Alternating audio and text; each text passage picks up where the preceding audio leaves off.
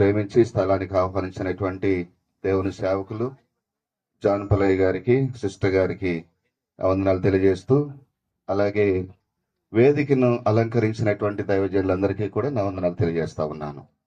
సమయంలో దేవుని వాక్యాన్ని కొద్ది నిమిషాలు మనం జ్ఞాపకం చేసుకుందాం. కొరింథీయులకు రాసిన మొదటి పత్రిక 15వ అధ్యాయము 50-52 వచనాలను దయచేసి జ్ఞాపకం చేసుకుందాం. ఎవరైనా ఒకవేళ చదవగలిగితే చదవండి. సహోదరులారా, మేము చెప్పినది ఏమనగా, రక్త మాంసములు దేవుని రాజ్యమును స్వతంత్రించుకొని నేరవు, అక్షయతను స్వతంత్రించుకును. ఇదిగో మీకు ఒక మర్మము తెలుపుచున్నాను.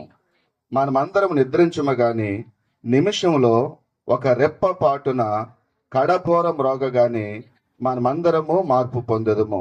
ఘోరం రోగును, అప్పుడు మృతులు అక్షయులుగా లేపబడదురు, మనము మార్పు పొందెదము. దేవుడి మాటలు దీవించునుగాక. ఆమేన్. రాయబడిన ఈ మాటలను మనం గమనించినట్లయితే మరి యొక్క క్రైస్తవ నిరీక్షణ ఏమైంటున్నదంటే, ప్రభు వచ్చినప్పుడు మనము ఎత్తబడే గుంపులో ఉండాలనేది మన యొక్క బోధలు. మన నిరీక్షణ కూడా ప్రభు వచ్చినప్పుడు ప్రభుతో కూడా మనం ఉంటామనేది మన నిరీక్షణ.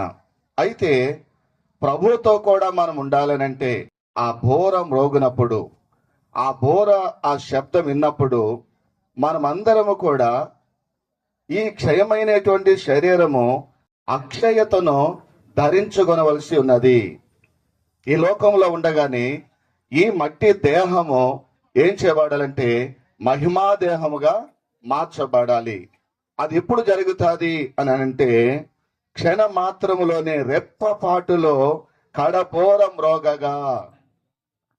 ఆ బోర శబ్దము వినగానే రెప్పపాటులో మనము ఈ యొక్క క్షయమైనటువంటి దేహము అక్షయతను ధరించుకుని ఉంటది. అందును బట్టి ప్రభు అయినటువంటి యేసు క్రీస్తు కూడా చెప్పిన మాటలను మనం గమనించినట్లయితే, ఒకడు క్రొత్తగా జన్మిస్తేనే తప్ప వాడు దేవుని రాజ్యమును స్వతంత్రించుకొనడు. అంటే మనమందరము కూడా తల్లి గర్భమందు జన్మించాం. అయితే తిరిగి మనం ఏం చేయాలంటే తిరిగి జన్మించాలి. ఒకడు క్రొత్తగా జన్మించాలి. ఈ యొక్క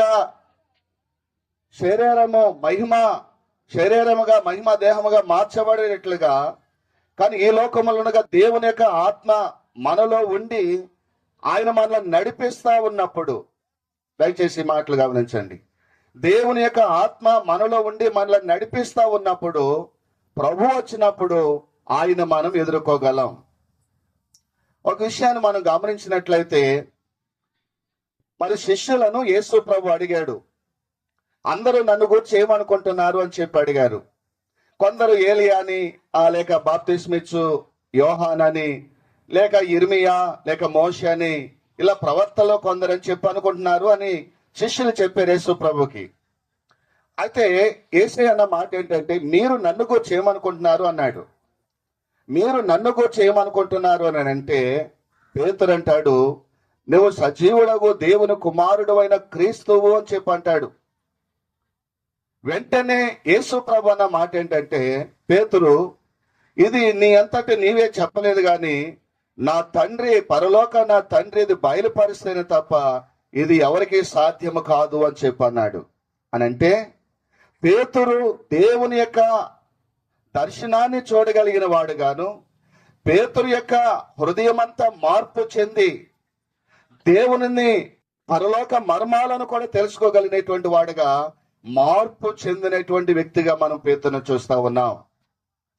ఇది ఎవరు కూడా సామాన్యులు చెప్పలేరు. ఇది ఎవరికి కూడా అర్థం కాదు. కానీ ఇది నీకు అర్థమైంది అని అంటే నా తండ్రి నీకు బయలుపరిచాడు. అలాగే మనము దేవుని యొక్క విషయాలను తెలుసుకోవాలని అంటే, పరలోక రాజ్యములకు వారసులంగా మనం ఉండాలని అంటే, మనము కూడా మన ఆత్మీయ నేత్రాలు తెరవబడిన వారంగా, రక్షించబడినటువంటి వారంగా ఉన్నప్పుడు మాత్రమే ఆ బోర శబ్దం విన్నప్పుడు మనం ఎత్తబడేటువంటి గుంపులో ఉంటాం. సాధ్యంగా బోర శబ్దము అనగానే ప్రకటన గ్రంథంలో 7 బోరలు ఉన్నాయి. 8వ అధ్యాయం 6వ వచనం నుండి 11వ అధ్యాయం 15వ వచనం వరకు 7 బోర్ల యొక్క సందర్భాన్ని మనం చూస్తాం. ఒక్కొక్క బోర ఊదినప్పుడు జరిగేటువంటి ఆ విపత్తులు లేక శ్రమలను గురించి ఆ బోర శబ్దాలను మనం వింటాం. సో ఈ బోరకును సంఘం వినేటువంటి బోర శబ్దమునకును వ్యత్యాసం ఉంది. ఇప్పుడు ప్రకటన గ్రంథంలో చెప్తున్నటువంటి 7 బోరుల యొక్క శబ్దమునకును సంఘము వినేటువంటి బోర శబ్దమునకును చాలా వ్యత్యాసం ఉంది. సంఘము వినేటువంటి బోర శబ్దము అది కడబోర శబ్దము అని మనం చూస్తా ఉన్నాం. ఇక్కడ మనం చదువుకునేటువంటి వాక్య భాగంలో ఏంటయ్యా ఈ కడబోర అని మనం గమనించినట్లయితే ప్రకటన గ్రంథంలో చెప్పబడినటువంటి 7 సంఘాలుకి బోధిస్తుంటున్నటువంటి సమయంలో సంఘము చివరికి ఎత్తబడే సమయంలో ఊదేటువంటి బోర అది. అంటే ఆ సంఘము కడ కాలంలో లేక కడబోర శబ్దము వినేటువంటి సమయం అది. సంఘము మరి ఆ కడబోర శబ్దమును విని యోహాను వింటాడు. ప్రకటన గ్రంథం 4వ అధ్యాయము మొదటి వచనంలో ఒకసారి చూడండి. మొదటి 2 వచనాల్లో ఆ మాట మనం జ్ఞాపకం చేసుకుందాం. ప్రకటన గ్రంథము 4వ అధ్యాయము మొదటి 2 వచనాలు చూడండి. ఈ సంగతులు జరిగిన తర్వాత అదిగో పరలోకమందు ఒక తలుపు తెరవబడి ఉండెను. బోర ధ్వని వలె నాతో మాట్లాడగా వింటిని, ఇక్కడికి ఎక్కి రమ్ము, జరగవలసిన సంగతులను నీకు కనుపర్చెదను. ఇదిగో యోహాను ఆ దర్శనాన్ని చూస్తా ఉన్నాడు. మొదట వినినటువంటి బోర ధ్వని వంటి ధ్వని మాట్లాడగా వింటిని. అంటే మొదటి అధ్యాయం 10వ వచనంలో మొదటొకసారి యోహాను ఆ బోర ధ్వని విన్నాడు. ప్రకటన గ్రంథం మొదటి అధ్యాయం 10వ వచనంలో ఆ బోర ధ్వనిని మొదటి యోహాను విన్నాడు. ఇప్పుడు రెండవసారి ఆ బోర ధ్వని వలె ఉన్నటువంటి స్వరమును నేను వింటున్నాను అని చెప్పి అంటున్నాడు. ఇంకొకసారి జాగ్రత్తగా మాటను మనం గమనించినట్లయితే ఒక తలుపు తెరవబడి ఉండేను, మరియు నేను మొదట వినిన స్వరము బోర ధ్వని వలె నాతో మాట్లాడగా వింటిని. బోర ధ్వని వలెనా అంటే మీరు గమనించండి, బోర ధ్వని వలె, బోర కాదు, బోర ధ్వని వలె వినబడుతుంది. ఏంటంటే దేవుని స్వరము అనగా ప్రభు అయినటువంటి యేసు క్రీస్తు ప్రభు యోహాను పిలుస్తున్నాడు, ఇక్కడికి ఎక్కిరమ్ము. పరలోకములో దేవుడు ఇదిగో ఈ సంఘానికి ద్వారాలు తెరిచాడు కాబట్టి, ఈ సంఘము దేవుని సన్నిధికి ఎత్తబడాలి కాబట్టి యోహాను ఇక్కడికి ఎక్కిరమ్ము, ఇక జరగవలసినటువంటి సంగతులను నేను నీకు తెలియజేస్తాను అని చెప్పి యోహానుతో మరి దేవుని యొక్క స్వరము చాలా స్పష్టముగా వినిపించి యోహాను అలాగే 24 పెద్దలు ఆ కింద వచనాలన్నీ కూడా మనం చూస్తే 24 పెద్దలు యోహాను వీరందరూ కూడా కనిపిస్తారు. ఈ 24 పెద్దలు కూడా సంఘానికి లేక 12 మంది అపోస్తలులను ఇశ్రాయేలు 12 గోత్రాల వారును ఇదిగో ఆ యొక్క దేవుని సన్నిధిలో లేక దేవుని సింహాసనం ఎదుట ఉన్నట్లుగా ఆ భాగాన్ని మనం చూస్తా ఉన్నాం. దీన్ని బట్టి చూస్తున్నట్లయితే ఇశ్రాయేలు 12 గోత్రాల వారు అలాగే యోహాను సంఘానికి సాదృశ్యంగా ఉన్నారు. సంఘము 4వ అధ్యాయములో ఎత్తబడింది. గమనించండి, సంఘము ప్రకటన గ్రంథం 4వ అధ్యాయములోనే ఎత్తబడింది. అయితే 5వ అధ్యాయము నుండి 19 అధ్యాయాల వరకు కూడా మనం చూస్తున్నట్లయితే ఈ లోపల జరిగినటువంటి సంఘటనలన్నీ కూడా సంఘము విడవబడిన తర్వాత జరిగేటువంటి ఆ శ్రమల గురించే రాయబడి ఉన్నాయి. మనకు తెలుసు, 7 ఏండ్లు పరిశుద్ధులకు విందవబోతోంది, 7 ఏండ్లు భూమి మీద శ్రమ కలగబోతా ఉంది. మరి ఈ సంఘము ఎత్తబడిన తర్వాత 7 ఏండ్లు ఈ లోకంలో జరిగేటువంటి ఆ శ్రమలలో మరి సంఘం ఉంటుందా అని అంటే సంఘం ఉండదు. సంఘము ఎత్తబడిన తర్వాతే శ్రమలు అనేవి ప్రారంభమవుతాయి. దయచేసి సంఘం ఈ విషయాన్ని గమనించాలి. మనం ఈ లోకంలో ఉండగా, లేక ఆయన రక్తములో కడగబడిన సంఘము, ఆయన రక్తములో విమోచించబడిన సంఘము భూమి మీద ఉన్నంత కాలము ఇదిగో సంఘానికి ఏ విధమైన విపత్తు జరగదు. ఒకవేళ చిన్న చిన్న శ్రమలు జరగవచ్చు, కానీ ఆయన ఎత్తబడిన తర్వాత వచ్చేటువంటి శ్రమల గురించి మాత్రము ఇక్కడ చూస్తున్నట్లయితే ఆ శ్రమలు భూమి మీద సంఘం ఉండగా జరగవు. ఎందుకంటే పరిశుద్ధాత్మ దేవుడు మనతో ఉన్నాడు. ఆయన అంటాడు కదా, మిమ్మల్ని నేను అనాథులుగా విడవను. ఆయన మనకి తండ్రిగా ఉండి మనలను ఆదరించువాడుగా ఉన్నాడు. కొన్నిసార్లు మన గృహాలలో ప్రియులరమ్మనే ఆప్తులను కోల్పోయినప్పుడు, తల్లిని ఏదో విధంగా తండ్రిని లేక బిడ్డలను కోల్పోయినప్పుడు చాలా ఆవేదన గురవుతాం.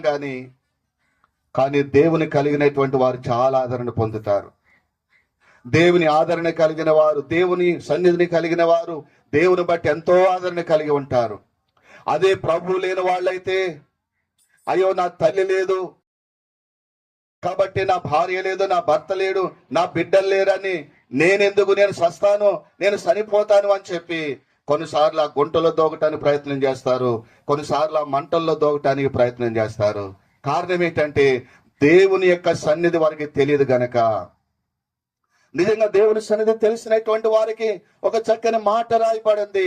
అదేంటంటే, సహోదరులారా, నిరీక్షణ లేని ఇతరుల వల్ల మీరు దుఃఖపడవద్దు. ఎవరు దుఃఖపడతారంట చెప్పండి? నిరీక్షణ లేని వారు, హోప్లెస్ పీపుల్, వారు దుఃఖపడవచ్చు, కానీ నిరీక్షణ కలిగినటువంటి మనము ఎంత మాత్రం కూడా దుఃఖపడకూడదు. జాన్ పాల్ గారు 2 మాటలు చెప్పిన ఒక మాట నేను గమనించాను.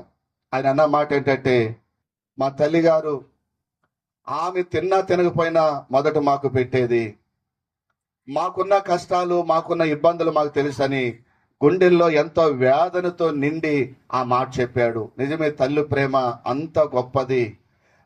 మాకు పెట్టిన తర్వాతే ఆమె తినేది, ఉన్నా లేకపోయినా మాకు పెట్టిన తర్వాతే ఆమె తినేది అని చెప్పంటే తల్లి ప్రేమ ఎంత గొప్పదో చూడండి. మా తల్లి గారు కూడా 1 సంవత్సరం క్రితం ప్రభునందు నిద్రించారు. మా తల్లి గారిని కూడా జ్ఞాపకం చేసుకున్నప్పుడు, ఒకసారి ఆ పేద పరిస్థితుల్లో మరి భోజనం మేమైతే భోజనం చేస్తా ఉన్నామో అప్పుడు మా అమ్మని అడిగాను నేను, నువ్వు తిన్నావా అని అంటే ఆమె అన్న మాట ఏంటంటే, మీరు తినండిలే, నేను తర్వాత చూస్తాను అని చెప్పేసి అన్నది. తీరా మేము తిన్న తర్వాత చూస్తే ఆమెకు ఆహారం లేదు. అంటే కొన్నిసార్లు తల్లి ప్రేమ ఎంతగా ఉంటుందో చూడండి. ముందు పిల్లలు తినాలి, పిల్లలు తింటే చాలు అనుకుంటుంది తల్లి, కానీ బిడ్డలు అలాగుండరు. అంటే బిడ్డలు మాత్రము తల్లి యొక్క ఆకలిని చూడరు, తండ్రి యొక్క ఆకలిని చూడరు, కానీ తల్లిదండ్రులు మాత్రము బిడ్డల యొక్క ఆకలి చూస్తారు. వాళ్ళు తింటే చాలు, వారు బాగుంటే చాలు అనేటువంటిదిగా తల్లిదండ్రులు అనుకుంటారు, కానీ బిడ్డలు మాత్రము తల్లిదండ్రులు అంతగా వారు తినాలి అనేటువంటి ఆలోచన ఉండదు. సరే, ఈ విధంగా దేవుడు మనలను ఆదరించినట్లుగా ప్రియులరా, ఆయన యొక్క మరి ఆదరణ ఎంతగా ఉంటుందంటే, ఇదిగో నిరీక్షణ లేనటువంటి వారి వలె మీరు దుఃఖపడవద్దు. ఒకని తల్లి వాడిని ఆదరించినట్లుగా నేను నిన్ను ఆదరిస్తానని ప్రభు చెప్తుంటున్నట్లుగా ఆయన యొక్క ఆదరణ కలిగినటువంటి వారంగా మనం సాగాలి. ఇంత మాత్రము కూడా మీలో కొంతమంది ఒకవేళ తల్లిని కోల్పోయిన వాళ్ళు, లేక బిడ్డలను కోల్పోయిన వారు, భర్త లేకుండా బాధపడుతున్నటువంటి వారు, ఒకవేళ దిగులు పడుతున్నారేమో మీరు. దేవుని ప్రేమ చాలా గొప్పది. మీరు ఆయన వైపు చూడండి. నాకు ఈ లోకంలో ఎవరు లేరు, నాకెవరు దిక్కు లేరని మాత్రం అనుకోవద్దు. మీరు నిజంగా ప్రభువైన యేసుక్రీస్తుని కలిగిన వారుగా ఉన్నట్లయితే ఆయన ప్రేమ మన పట్ల అమితముగా చూపిస్తాడు. మనకు తెలుసు, యెషయా గ్రంథం 66:13 అంటాడు, ఒకరి తల్లి వాడిని ఆదరించినట్లుగా నేను నిన్ను ఆదరించేదను అని చెప్పి అంటున్నాడు. ఇంకంటాడు, స్త్రీ తన గర్భమున పుట్టినటువంటి బిడ్డను మరుచునేమో గాని నేను నిన్ను మరవను. స్త్రీ అయినా తన బిడ్డను మర్చిపోద్దేమో గాని మరి ఆయన యందు విశ్వాసం కలిగినటువంటి బిడ్డలను ఆయన ఎంత మాత్రము కూడా మర్చిపోయేటువంటి వాడు కాదు. ఆయన కలిగినటువంటి వారికి ఎంతో గొప్ప నెమ్మది, ఎంతో గొప్ప సమాధానం ఉంటుంది. మనం ఈ లోకములో ఉండగా ఆ రక్షణ ఆనందము కలిగినటువంటి వారంగా ఉండాలి. ఎంత మాత్రం కూడా రక్త మాంసములతో దేవుని రాజ్యంలోనికి మనం వెళ్ళలేమో. రక్త మాంసములు దేవుని రాజ్యాన్ని స్వతంత్రించుకొనవు. ప్రభు అయినటువంటి యేసుక్రీస్తు మన వల్ల రక్త మాంసములు పంచుకునేటువంటి వాడిగా ఉండి తన రక్తము ద్వారా మనల్ని విమోచించాడు. అయితే ఇప్పుడు మనం పరలోకానికి వెళ్ళాలంటే పరలోకములోనికి వెళ్ళేటువంటిది మహిమా దేహము. మహిమా దేహముతో మనము అనిత్యమైనటువంటి రాజ్యంలోనికి మనం వెళ్ళాలి. ఇందాక మీకు జ్ఞాపకం చేశాను, ఇవో నికోదేము అడుగుతున్నాడు. ఒకసారి యోహాను సువార్త 3వ అధ్యాయము 6వ వచనం చూడండి. యోహాను సువార్త 3వ అధ్యాయము 6వ వచనంలో ఒక్క మాట జ్ఞాపకం చేసుకుందాం. 6వ వచనము 3:6 ఏమంటున్నాడంటే, శరీర మూలముగా జన్మించేది శరీరమును, ఆత్మ మూలముగా జన్మించినది ఆత్మనయ్యున్నది. మరి 4వ వచనంలో, అందుకు నికోదేము ముసలివాడైన మనుష్యుడు ఎలాగూ రెండో మారు జన్మింపగలడు అని చెప్పి అంటున్నాడు. అంటే రెండోసారి మనము జన్మించకపోయినట్లయితే, తిరిగి ఆయన రక్తంలో కడగబడకపోయినట్లయితే దేవుని రాజ్యమును మనం స్వతంత్రించుకొనలేము. అందుకని అన్నాడు, శరీర మూలంగా జన్మించినది శరీరమును, చెప్పండి, ఆత్మ మూలంగా జన్మించినది ఆత్మనయ్యున్నది. అంటే తల్లి గర్భమందు మనం శరీర మూలముగా జన్మించాము, తిరిగి మనం ఏం చేయబడాలి చెప్పండి? ఆత్మ మూలంగా మనం జన్మించాలి. ఆత్మ మూలముగా జన్మించటము అనగా పరిశుద్ధాత్మ దేవుడు మనలో ఉండి మనలను నడిపించాలి. ఆయన ఆత్మ చేత మనం నడిపించబడే వారంగా, ఆయన ఆత్మను కలిగినటువంటి వారంగా ఉంటున్నప్పుడు వారు మాత్రమే ఆ దేవుని రాజ్యమును స్వతంత్రించుకుంటారనేటువంటి వాక్య భాగాన్ని మనం చూస్తా ఉన్నాం. ఒక్కసారి 52వ వచనం చూద్దాం. 2వ కొరింథీ పత్రికలో ఒకసారి చూడండి. 2వ కొరింథీ పత్రిక 15వ అధ్యాయము 52వ వచనంలో మనందరికి తెలిసినటువంటి మాట చూడండి. మనమందరము నిద్రించము గాని ఇదిగో నిమిషములో రెప్పపాటున కడబోరం రోగగాని మనమందరము మార్పు పొందేదము. అది మృతులు అక్షయులుగా లేపబడుదురు. మనమందరం కూడా మార్పు చెందాలి. మరలా ఎందుకు ఈ యొక్క ఆదరణ కూడికలు, ఎందుకు ఈ ప్రార్థనలు అని మనం చూసినట్లయితే, ఇదిగో చనిపోయినటువంటి వారి గురించి కాదు గాని బ్రతుకున్నటువంటి మనము మరణాన్ని గురించి మనం ఆలోచిస్తామని ప్రసంగి గ్రంథంలో రాయబడింది. అంటే మనుషునికి వచ్చే మరణం ఏ విధంగా ఉంటుందని మన మనసుకు వచ్చినప్పుడు, మనం ఆలోచన చేసినప్పుడు, మనము కూడా ఈ లోకాన్ని విడిచిపెట్టి వెళ్ళవలసినది కదా అని చెప్పి మనము కూడా మరణ విషయమే ఆలోచించినప్పుడు ఎక్కడికి మనం వెళ్తామో అనే విషయాన్ని మనం గుర్తించాలి. బైబిల్లో మాత్రమే ఆ నిత్యమైన ఆ పరలోకం గురించి చాలా స్పష్టంగా రాయబడింది. మరి ఎక్కడ ఏ విధంగా కూడా ఆ నిత్యమైన మహిమ గల రాజ్యముల గురించి మనం చూడలేము. గాని ఒక బైబిల్ మాత్రమే మనకు చెప్తుంది ఏంటంటే, పరలోక రాజ్యములను మనం ప్రవేశిస్తాము. అక్కడ మనం అందరము కూడా ఎలా ఉండబోతున్నామని అంటే చెప్తారా, దేవుని దూతల వలె మనం ఆయన సన్నిధిలో ఉండబోతున్నాం. కన్నీరు దుఃఖము లేనటువంటి రాజ్యములో మనం ఉండబోతూ ఉంటున్నాం. సూర్య చంద్రులుండారు, రాత్రే పగలందుండావు,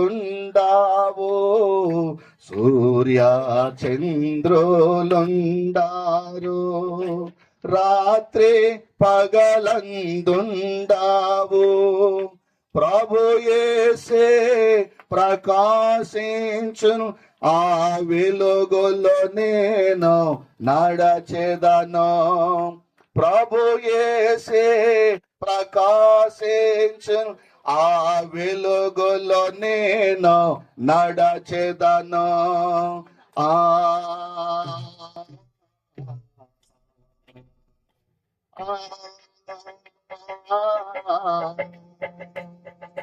నాకై యేసు కట్టెను సుందరమో బంగారిల్లో, నాకై నా యేసు కట్టెను సుందరమో బంగారిల్లో.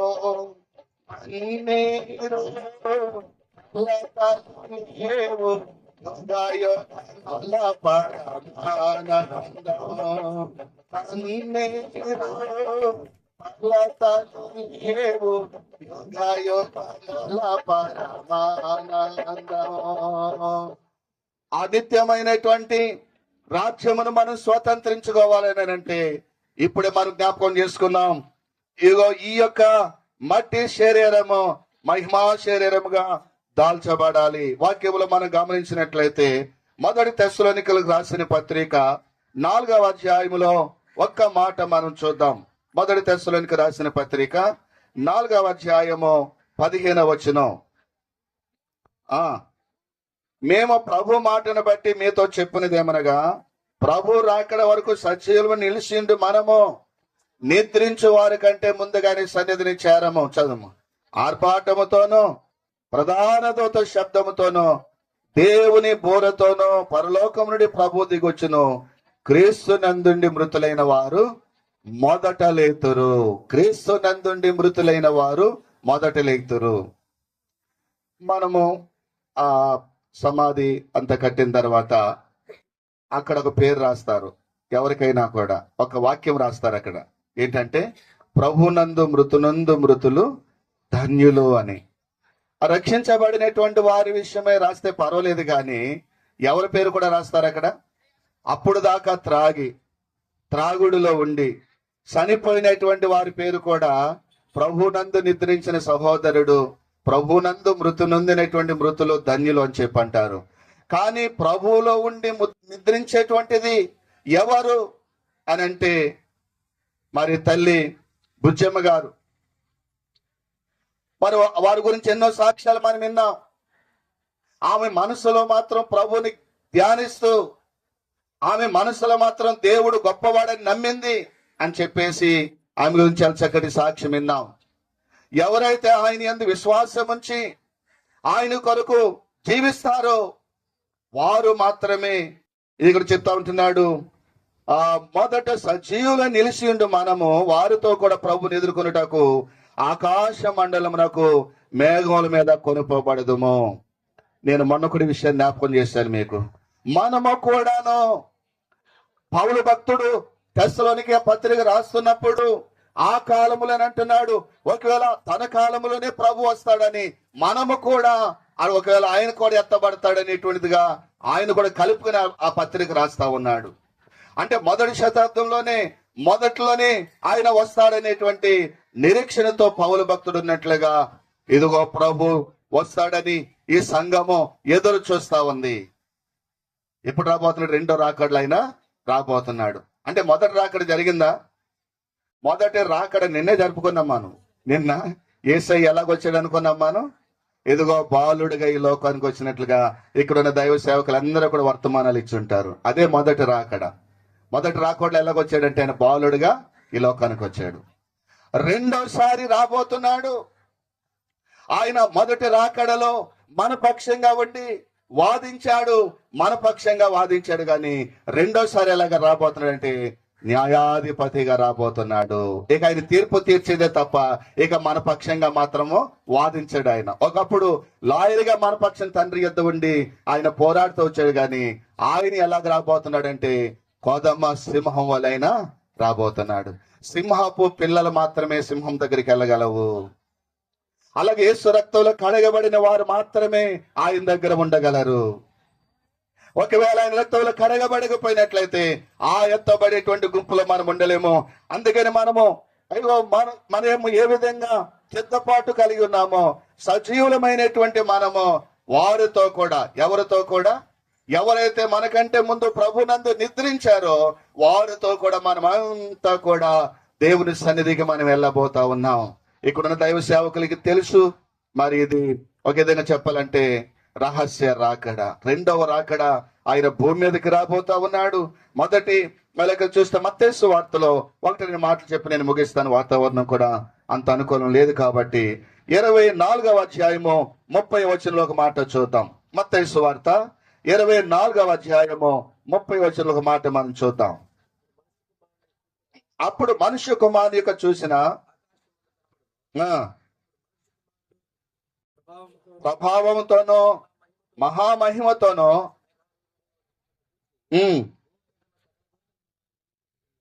భూమి మీద ఉన్న సకల గోత్రముల వారు రొమ్ము కొట్టుకుందరు. ప్రియులారా, ఇది రెండోసారి ప్రభు రాబోతున్నాడు. అప్పటికి సంఘము భూమి మీద ఉండదు. కానీ ఎవరైతే విడవబడ్డారో వారు ఆయన్ని చూస్తున్నప్పుడు ఏమవుతారంటే రొమ్ము కొట్టుకుంటారు. కానీ ప్రభు వచ్చినప్పుడు సంఘం ఎత్తబడే సమయంలో ఉంటుండగా వారు రొమ్ము కొట్టుకోరు. ఏం చేస్తారనంటే పరిశుద్ధులకేమో ఎంతో ఆనందము, విడవబడినటువంటి వారికేమో ఎంతో దుఃఖము. మరి మనం ఎత్తబడేటువంటి గుంపులో ఉన్నప్పుడు వారు రొమ్ము కొట్టుకోరు. అప్పటికే సంఘము ఎత్తబడింది. కానీ రెండోసారి ఆయన వస్తున్నప్పుడు ఆ బూర ఊదినప్పుడు ఆయన తిరిగి రానై ఉంటున్నాడు. యోహాను సువార్తలో 5వ అధ్యాయము 25వ వచనంలో ఒక మాట చూద్దాం. యోహాను సువార్త 5వ అధ్యాయము 25వ వచనంలో ఈ మాటను మనం చూస్తున్నట్లయితే అక్కడ అంటాడు, మృతులు దేవుని కుమారుని శబ్దం విని గడియ వచ్చి ఉన్నది, ఇప్పుడే వచ్చి ఉన్నది, దాని విని వారు జీవించరని మీతో నిశ్చయముగా చెప్పుచున్నాను. మృతులు దేవుని కుమారుని శబ్దం విని గడియ వచ్చి ఉన్నది. ఇప్పుడు మనం చదువుకున్న తెస్సలోనిక పత్రికలో 16వ వచనములో మృతులు ఆయన శబ్దముని విని ఎదుగో సజీవులుగా లేపబడతారు, వారు అక్షయులుగా లేపబడతారు. ఎదుగో మనము కూడా మనం మార్చబడినటువంటి వారుగా ఈ మట్టి దేహము మహిమా దేహముగా మార్చబడి ప్రభువుతో కూడా మనం ఉంటామనేటువంటి ఈ గొప్ప సత్యాన్ని మనం గుర్తిస్తా ఉన్నాం. మీరు వాక్యాన్ని జాగ్రత్తగా గమనించాలి.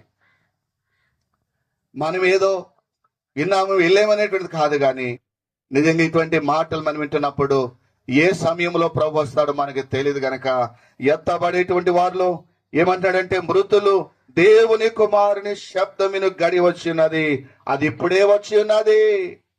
ఆయన శబ్దము వినేటువంటి వారు మాత్రమే మరి ఆ శబ్దం నేను విన్నానని యోహాను చెప్తా ఉన్నాడు. ఆ బోర ధ్వని వంటి శబ్దం నేను విన్నాను అని యోహాను చెప్తుంటున్నట్లుగానే ఇదిగో సంఘము కూడా ఆ బోర శబ్దము దేవుని స్వరాన్ని మనం విని ఎత్తబడే వారంగా ఉండాలి. 28వ వచనంలో దీనికి ఆశ్చర్యపడకూడి, ఒక కాలం వచ్చుస్తున్నది, ఆ కాలమున సమాధిలో ఉన్న వారందరూ ఆయన శబ్దం విని మేలు చేసిన వారు జీవ పునరుద్ధానమును, కీడు చేసిన వారు తీర్పు పునరుద్ధానమునకు బయటకు వచ్చేదరు. ఎన్ని పునరుద్ధానాలు ఉన్నాయి ఇక్కడ? 2 పునరుద్ధానాలు ఉన్నాయి. ఒకటి ఏంటంటే మేలు చేసినటువంటి వారు ఆ జీవ పునరుద్ధానమునకును, ఎదుగో కీడు చేసిన వారు తీర్పు పునరుద్ధానమునకు బయటకు వస్తారు.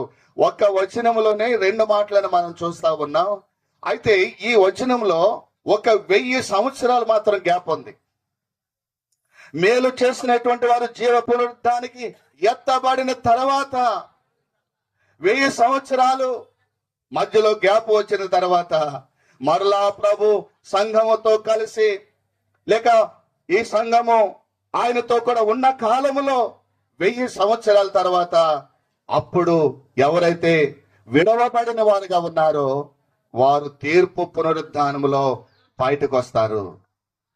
తీర్పు పునరుద్ధానం అది ప్రకటన గ్రంథం 20 అధ్యాయము 13-14 వచ్చిన అన్ని కూడా మనం చూసినట్లయితే ధవల సింహాసనం ఎదుట ప్రభు కూర్చుని ఆయన తీర్పు తీరుస్తా ఉంటున్నప్పుడు చెప్పండి, జీవ గ్రంథమును వేరొక గ్రంథమును అక్కడ విప్పినప్పుడు మన పేర్లు ఎక్కడ ఉండాలని అంటే జీవ గ్రంథంలో ఉండాలి. జీవ గ్రంథములో ఎవరి పేర్లైతే కనబడవు వారు అగ్ని గుండములో త్రోసివేయబడుదురు. చెప్పండి, ఇది రెండవ మరణము. వారు అగ్నిగుండంలో త్రోసివేయబడుదురు. ఇది రెండవ మరణము. నిత్య జీవార్థమైనటువంటి ఆ నిత్య రాజ్యం నాకు సిద్ధపడుతుంటున్నావా? చనిపోయిన వారిని బట్టి దుఃఖపడుతూ, చనిపోయిన వారిని బట్టి దిగులు పడుతూ ఉంటుంటున్నావా?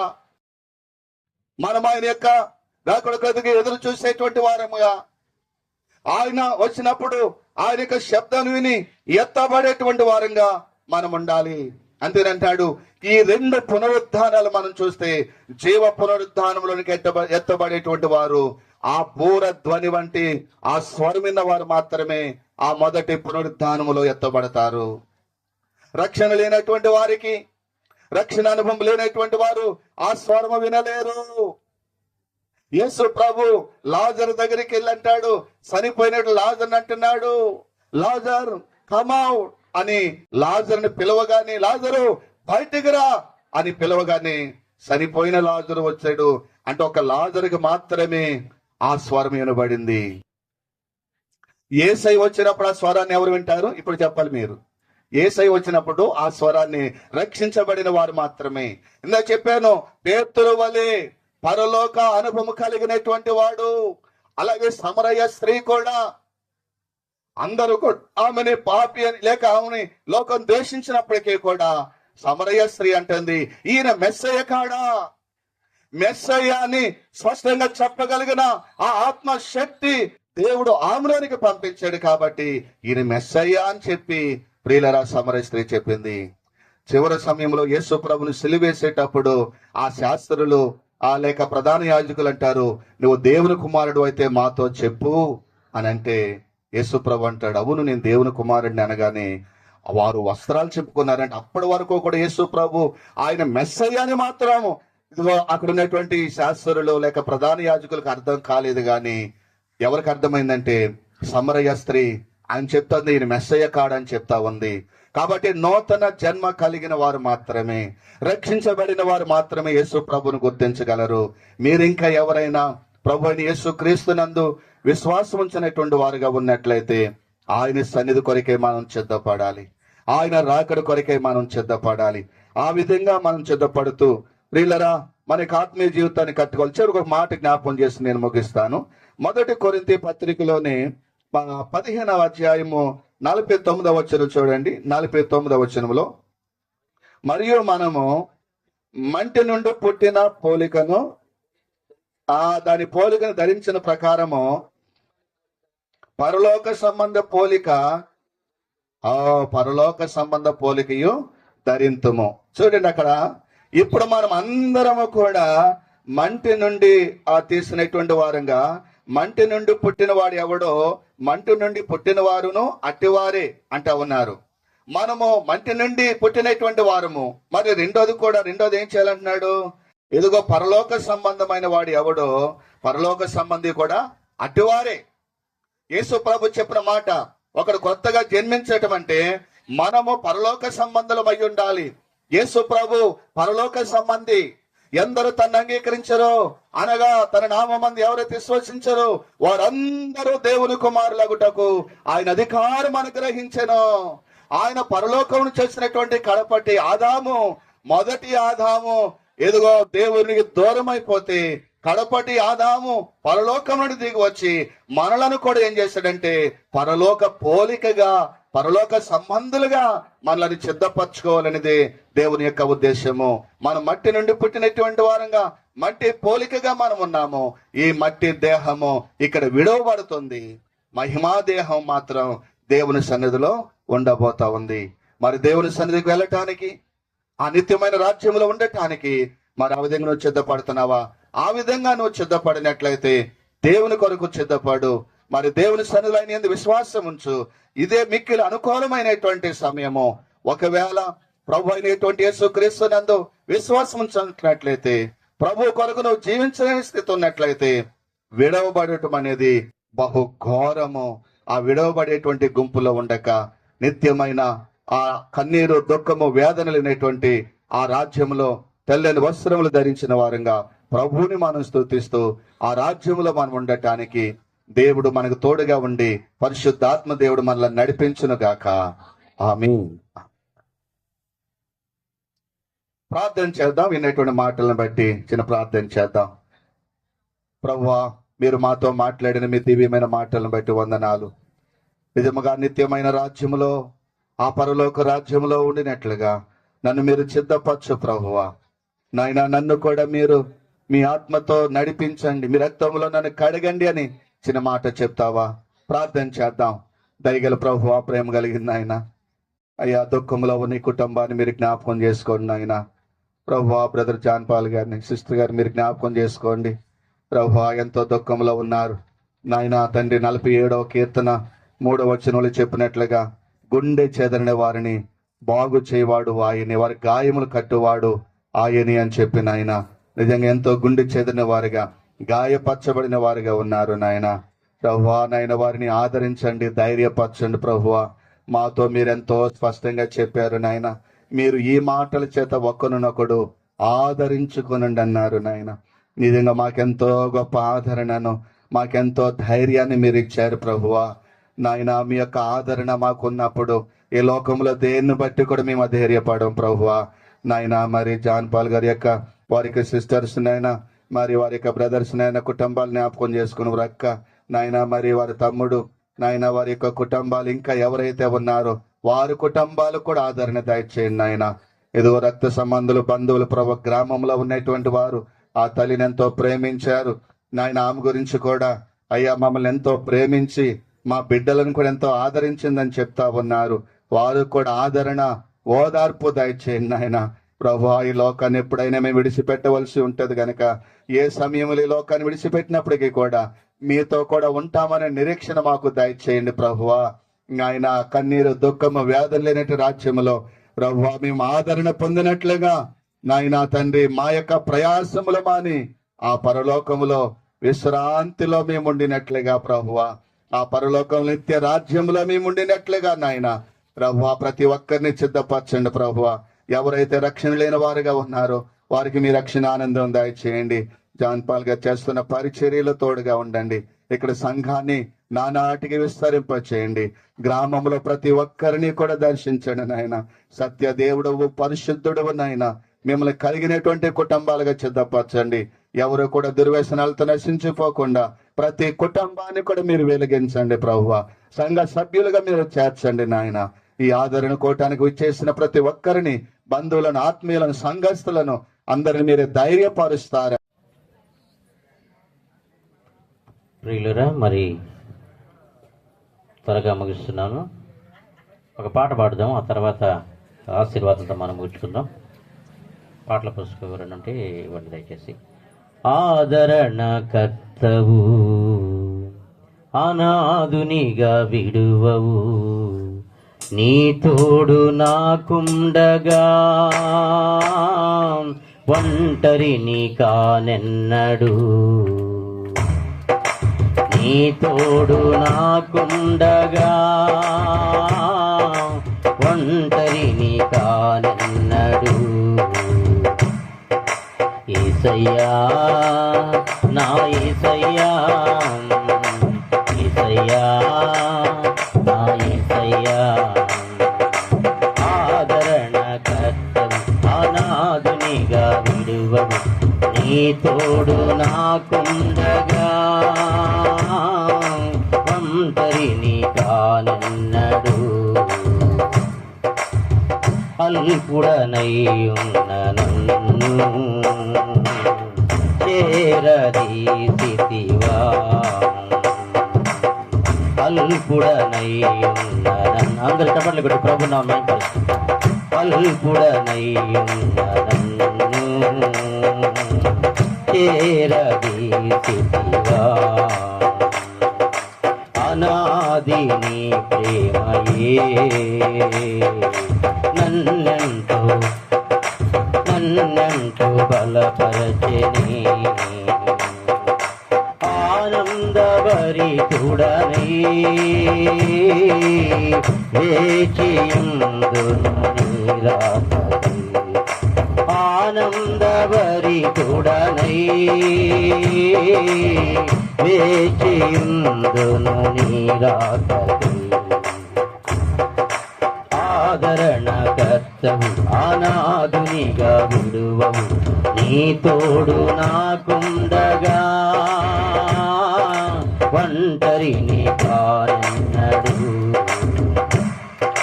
నీ తోడు నాకుండగా ఒంటరిని కానెన్నడు నీ నిత్య కృపలోనే ఆదరణ కలిగేని నీ నిత్య కృపలోనే ఆదరణ కలిగేని నీ కృపాదానమే నన్నిలలో నిలిపేని నీ కృపాదానమే నన్నిలలో నిలిపేని ఆదరణ కర్తవు అనాథునిగా విడువవు నీ తోడు నాకుండగా ఒంటరిని కానెన్నడు నీ తోడు నాకుండగా ఒంటరిని కానెన్నడు నీ నిత్య కృపలోనే నన్ను స్థిరపరచు కడవరకు నీ నిత్య కృపలోనే నన్ను స్థిరపరచు కడవరకు యేసయ్యా నా యేసయ్యా యేసయ్యా నా యేసయ్యా ఆమేన్ యేసయ్యా నా యేసయ్యా యేసయ్యా నా యేసయ్యా నీ తోడు నాకుండగా ఒంటరిని కానెన్నడు నీ తోడు నాకుండగా ఒంటరిని కానెన్నడు ఒంటరిని కానెన్నడు ఒంటరిని కానెన్నడు ఒంటరిని కానెన్నడు. Praise lord. ప్రియ దేవుని బిడ్డలారా, మరి మా నాన్న మొదట నేను బాప్తిస్మం పొందినప్పుడు మా నాన్న పేరు వన్నం చిన్న పెంచులయ్య, మా పెదనాన్న పేరు పెద్ద పెంచులని పేరు. సో కాబట్టి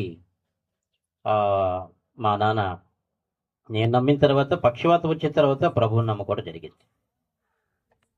సో ఆయన బాప్తిస్మము యేసన్న గారు బాప్తిస్మం ఇచ్చినప్పుడు మరి మాటలు రాని పేతురు అని పేరు పెట్టడం జరిగింది.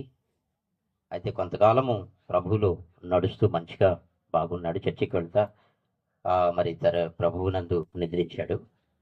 సో ఆ తర్వాత మా అమ్మ బాప్తిస్మం పొందిన తెల్లారి మా నాన్న చనిపోయాడు. యేసన్న గారు మరి బాప్తిస్మం ఇచ్చాడు, ఆ తెల్లారి మరి చనిపోవడం జరిగింది. ఆ పరిస్థితుల్లో దయనీయమైన పరిస్థితుల్లో ఆ రోజుల్లో దైవిక స్వస్థ మీద ఆధారపడి అలాంటి మంచి మెడిసిన్ వైద్యం అందించలేనటువంటి పరిస్థితి కూడా కావచ్చు, ఒకవేళ అలా జరిగింది. అయితే మొత్తాన్ని నేను చెప్పే విషయం ఏంటంటే బైబిల్లో రెండు కోణాల్లో మాట్లాడేది ఎప్పుడు కూడా బైబిల్ ఏమో సెలవుస్తుందంటే తల్లి తన బిడ్డలను మరిచినా కానీ నేను మరవనని చెప్పిన దేవుడు ఆయన. తల్లి తన బిడ్డలను మర్చిపోవచ్చని మరో కోణంలో మాట్లాడుతుంది. తల్లి తన బిడ్డల్ని మర్చిపోవచ్చు. అయితే ఇప్పుడు దేని బిడ్డలారా, యేసుక్రీస్తు చెప్తున్నటువంటి మాట, తల్లి తన బిడ్డలను మరిచినా కానీ నేను మాత్రం నిన్ను మరువునని చెప్తున్నాడు. కాబట్టి ఇప్పుడు దేని బిడ్డలారా, తల్లి ప్రేమ ఒకవేళ మర్చిపోవచ్చు, నీడవలే తల్లిదండ్రుల ప్రేమ నీడవలే గతించిపోవచ్చు, కానీ శాశ్వతమైనటువంటి ప్రేమ దేని బిడ్డలారా, మనల్ని ఆదరించేటువంటి ప్రేమ అది యేసుక్రీస్తు ప్రేమ మాత్రమే. కాబట్టి అది ఆయన వాక్యం సెలవుస్తుంది. తల్లి ప్రేమ మర్చిపోవచ్చు ఒకవేళ, తల్లి ప్రేమ ఎలా మారుస్తుందా అంటారు ఒకవేళ ప్రియదేని బిడ్డలారా. ఏ బైబిల్ చెప్పేది వాస్తవం ఇప్పుడు కూడా. తల్లి ప్రేమ మర్చిపోవచ్చు ఒకవేళ. ఈ రోజుల్లో మనం చూసినట్లయితే డస్ట్బిన్లో పడేసేవాళ్ళు, డ్రైనేజీలో పడేసేవాళ్ళు, పుట్టిన బిడ్డలు అమ్మేసేవాళ్ళు కనబడతారు మనం చూస్తే. కానీ ప్రియదేని బిడ్డలారా, వాళ్ళైనా మర్చిపోతారేమో కానీ నేను నిన్ను మరవనని చెప్పి వాగ్దానం చేసిన దేవుడు కాబట్టి ప్రియదేని బిడ్డలు తప్పకుండా ఆయన మనల్ని ప్రేమించే దేవుడు, ఆయన శాశ్వతమైన ప్రేమతో మనం ఆదరించే దేవుడు కాబట్టి దేవుడి మాటలు మన వెనుకలో దీవించును గాక. ఆమేన్. Praise lord. హల్లెలూయా. ప్రియదేని బిడ్డలారా, మరి చివరిగా నేను ఆశీర్వాదంతో ముగించుకుందాం. ఎందుకంటే ఈ వాతావరణము అననుకూలంగా ఉంది కాబట్టి దేవుడు ఇంతవరకు అనుకూలపరిచాడు కాబట్టి అందును బట్టి దేవునికి స్తోత్రము. మరి ఈ సమయంలో మన మధ్యలో ఉన్నటువంటి మరి పాస్టర్ మరి రాజశేఖర్ గారు చిన్న ప్రార్థన చేస్తారు. చిన్న ప్రార్థన చేసుకుందామండి. దయగలవాడ పరిశుద్ధుడా, నీకు వందనాలు, స్తోత్రమైన ప్రభువా. ఈ మధ్యాహ్న కాల సమయంలో తండ్రి, మరి భుజం గారి యొక్క కార్యక్రమాన్ని నీ కృప ద్వారా ప్రారంభం నుంచి ముగింపు వరకు అయా క్షేమకరముగాను ఎటువంటి ప్రతికూలమైనటువంటి పరిస్థితులు కలుగ చేయకుండా నీ కృప చేత నడిపించినందుకు నీకు వందనాలు ప్రభా. మరి ప్రాముఖ్యంగా నైనా మరి వారు విడిచిపోయినటువంటి కుటుంబానికి గొప్ప ఆదరణ అని నీవు కలుగు చేయండి. అది మనుషుల ద్వారా వచ్చినది కాదు అయ్యా, నీ ద్వారా కలిగినది.